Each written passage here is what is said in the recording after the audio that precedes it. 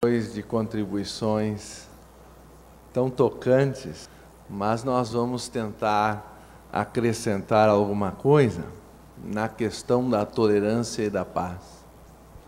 Uma das partes que me parece mais extraordinária do Evangelho, se tido como histórico, seria justamente a frase de Jesus, quando dizem ele estava sendo crucificado: Senhor, perdoai-os, porque eles não sabem o que fazem.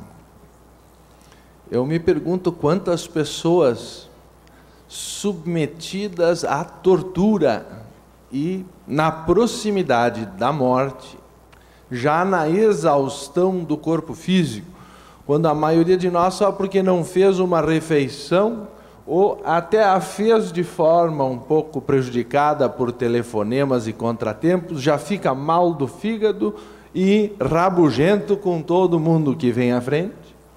Vejam bem, me parece extraordinário que algum ser que esteja usando um corpo humano tenha a grandeza de ainda, nesse momento de dor extrema, sentir piedade por aqueles que o atacam, e mais do que isso, sentir-se de alguma forma compreendendo a natureza daquele ataque.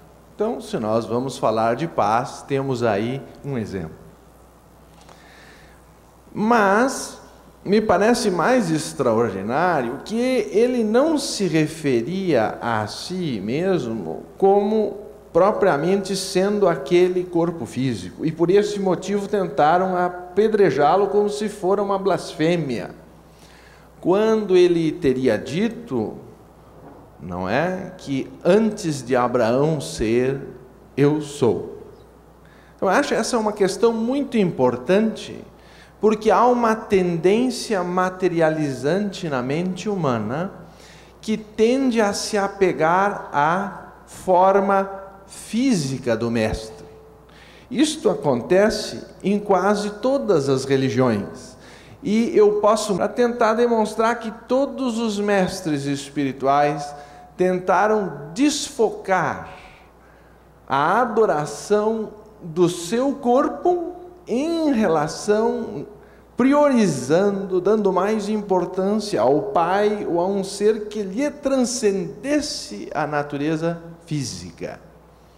E isto é de extrema importância, até porque o corpo físico não pode estar sempre conosco, enquanto que a natureza espiritual é onipresente.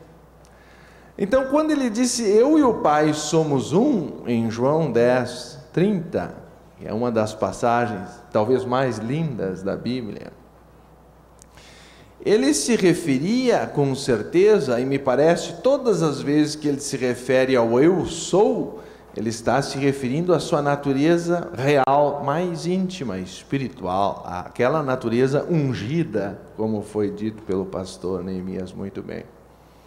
Então eu faço menção disso, embora seja uma interpretação minha, de que há uma tendência de buscar o universal, porque como os grandes mestres não têm mais um ego restringido apenas à sua pessoa, ou como preferem outros, se nós formos ver os textos budistas, como a Voz do Silêncio, diz que a gota retorna ao oceano. E alguns textos yogis dizem que, ao contrário, também, e de alguma forma misteriosa, o oceano volta-se para dentro da gota. Então, de alguma maneira, o indivíduo abrange o cosmos e o cosmos entra nele. Ele se torna um ser iluminado, ele vê os outros como a si mesmo, ele caminha sobre as águas, ele acalma as tempestades, se ele for atacado, oferece outra face, se for torturado, perdoa a todos, porque ele não vê diferença entre ele e os outros. E Jesus confirma isso em João 14, 20, que essa, confesso ser a minha passagem predileta. Naquele dia sabereis que eu estou em meu Pai, e vós em mim, e eu em vós. De modo que não se tratava apenas da ligação dele com o Pai de uma forma isolada, na qual os outros seres não participam, senão que ele dizia que em algum dia, e aí cabe descobrir quando, mas era uma promessa, nós descobriremos que todos somos unos com ele e o Pai. Então esse é um ponto que nos parece de extrema importância. Ele também teria dito: eu sou o caminho, a ressurreição e a vida, ninguém vem ao Pai senão por mim. Eu temo que essa seja uma das passagens mais mal compreendidas de toda a Bíblia.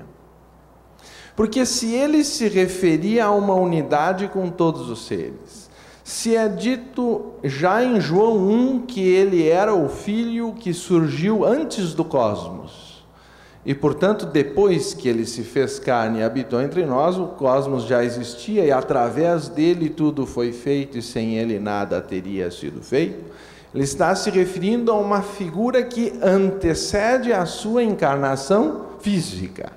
Ele existia primeiro em espírito e antes do próprio universo.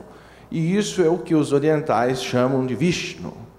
Vishnu é um dos intermediários do processo de manutenção da própria criação. A criação é feita por Brahma, ela é inundada pela vida de Vishnu, depois dizem alguns que ela retorna no final do ciclo pela influência de Shiva, e nós temos a mesma trindade do Espírito Santo, do Filho e do Pai, de Ísis, Horus e Osíris. Quando nós estudamos religiões comparadas, nos surpreende ver como as diferentes religiões, com uma diferente linguagem, característica da sua época, elas dizem essencialmente a mesma coisa. Então eu vou ler para vocês sobre a questão de que todas as religiões têm um fundo comum, segundo as origens da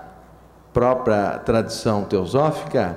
As doutrinas fundamentais de todas as religiões se comprovarão idênticas em seu significado esotérico, portanto não no corpo físico, não na língua, porque um fala sânscrito, outro fala aramaico, outro fala em Pali, o terceiro eventualmente em árabe, e aí nós já temos as 4 maiores religiões do mundo, que existe aproximadamente 1,8 bilhões de budistas, 1,8 bilhões de cristãos, 1,2 bilhões de muçulmanos e 1 bilhão de hinduístas, a grosso modo, pelas estatísticas do mundo. Mas com certeza, nenhuma religião é maioria no mundo. Esse é um dado importante. Vocês trabalhem com esses 4 números.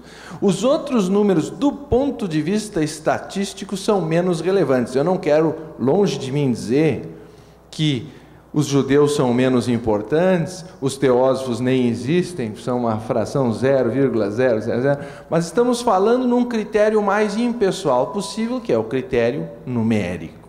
Ninguém é maioria no mundo. Se eu achar que só a minha religião vai para o céu e os outros vão para o inferno, eu estou adentrando naquilo que eu chamo a filosofia do umbigo. Geralmente ela é traduzida como bairrismo, mas eu acho que o umbigo traduz melhor.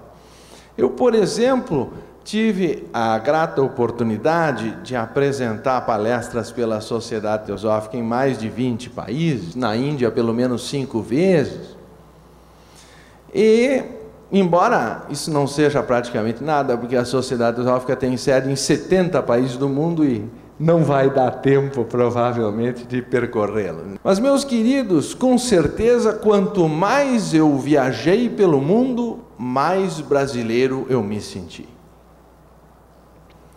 Porque, sei lá, dava saudade, eu ficava lembrando dos amigos, isto e aquilo, tá?